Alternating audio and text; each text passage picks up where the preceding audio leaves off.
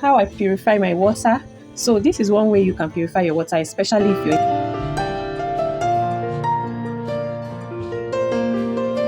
how I purify my water.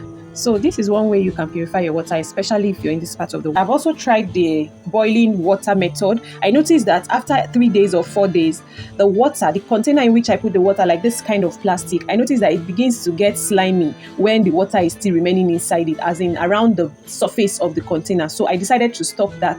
Though it is also effective to boil water, but I don't know if boiling it is enough for it to be safe for drinking. And secondly, is I really don't know why it's still getting the slimy sensation around the water when it's still remaining after like 3 4 days, right? But I noticed that with this water guard it doesn't work that way.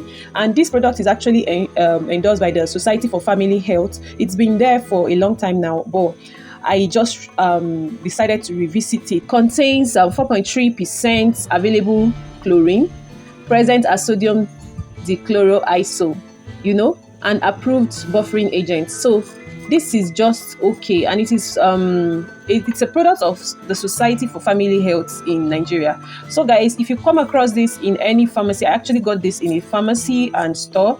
If you come across this in a pharmacy, do yourself a good favor, a big favor, by purchasing one. And it's quite inexpensive. I got this for 900 naira in the pharmacy, and I mean, I can use this with my husband and I have been drinking the water. It lasted us for 1 week.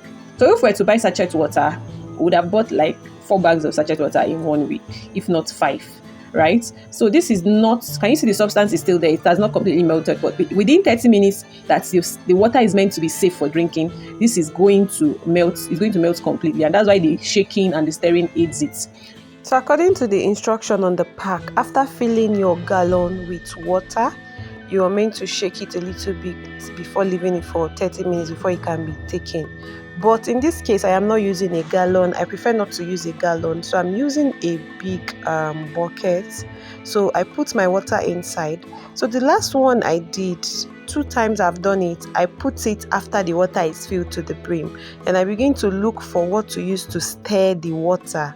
And I don't know how clean, even though I wash the utensil I use, but I don't want to be doing that again. I don't want to be putting another object inside just to try to shake it. So what I did was I put it in the beginning when it's still at the bottom, and then the point when the tap water is dropping to the bottom of the bucket, right, or the plastic, it helps it to dissolve faster.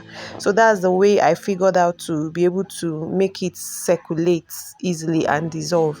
It's like a form of shaking it.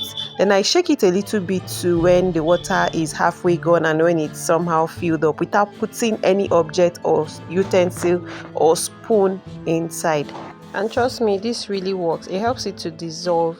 If the pressure of the water was bigger than this, it would have even been faster. But this is my kitchen tap, so sometimes when the water level of the tank has reduced, the pressure kind of reduces from here also. So it is still better than going to fetch it from outside and then bringing it inside and all of that. So this is a smart move for me. This is also quite affordable compared to buying table waters or bottled waters and sachet water. And the worst part is you don't even know the purity of the sachet water you're taking. You don't even know how. Sometimes your favorite brand might not even be available, and then you have to make do with what is available at the store where you went to buy them. So all these things, I needed to take out my drinking water safety out of the hands of these middlemen, out of the hands of retailers and pure water factory manufacturers who may or may not be practicing global best practice or even local or industry best practice. So my safety is my top priority, and that should be also your top priority.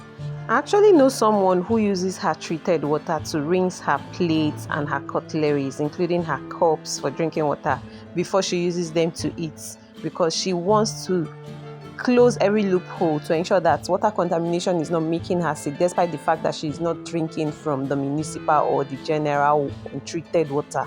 So ensure you close properly, and your clean and safe water for drinking is ready. You can fill it into the clean bottles and put in the refrigerator. You can also leave it in the dispenser, either manual or electronic dispenser.